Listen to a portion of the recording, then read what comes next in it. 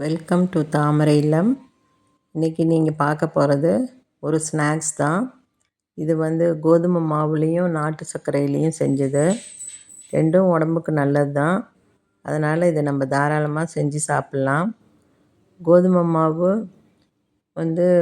இப்போ மைதா மாவு எடுத்துக்கிட்டோம்னா ரொம்ப மாவு அது வெண்மை இருக்கனால அது உடம்புக்கு கெடுதல் அப்படின்னு சொல்கிறாங்க.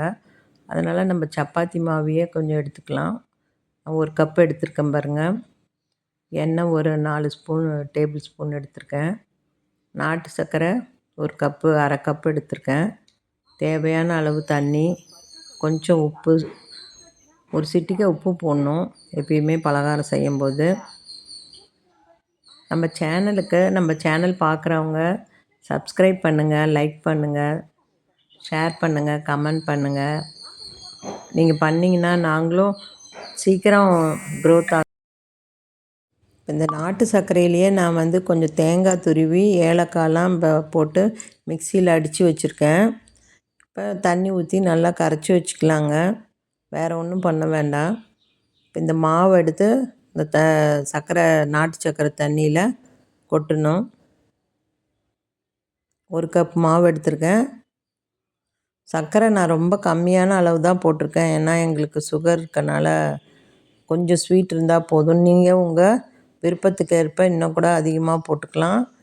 இல்லைன்னா வெள்ளை சர்க்கரை, உருண்டை வெல்லம் கூட யூஸ் பண்ணிக்கலாம். இல்லை வெள்ளை சர்க்கரை கூட யூஸ் பண்ணிக்கலாம். வெள்ளை சர்க்கரை உடம்புக்கு நல்லதில்லைன்றதுனால தான் இதை செய்கிறேன். நாட்டு சர்க்கரையில் செஞ்சு பார்க்கலாம் அப்படின்ட்டு. இப்போ ஒரு ஸ்பூனு நெய் போட்டோம். 4 ஸ்பூன் எண்ணெய் ஊற்றிருக்கேன்.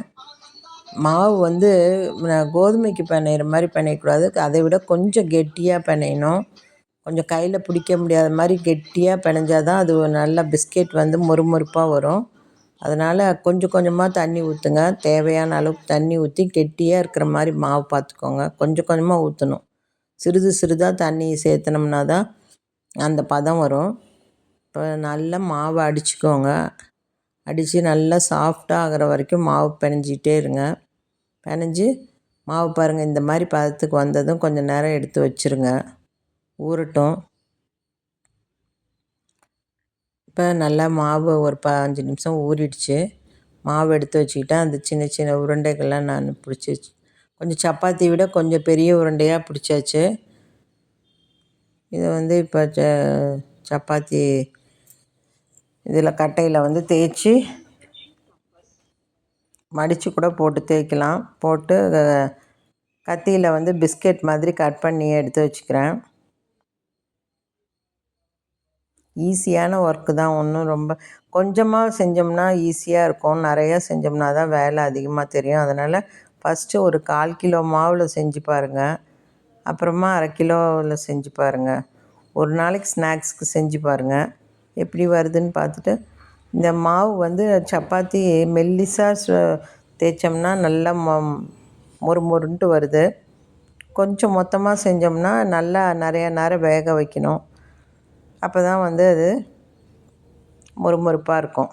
அதனால் கொஞ்சம் மெல்லிசாகவே தேய்ச்சி போடுங்க. இப்போ நாங்கள் எல்லாம் தேய்ச்சிட்டோம். எல்லாமே டைமண்ட் ஷேப்பில் வரல, ஏதோ ஷேப்பில் வந்திருக்கு பாருங்கள்.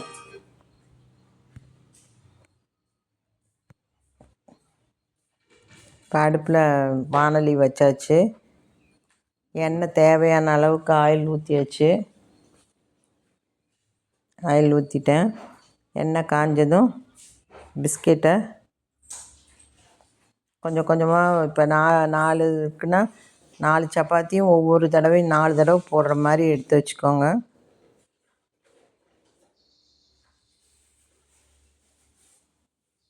நல்லா செவந்து வரும்போது எடுத்துருங்க.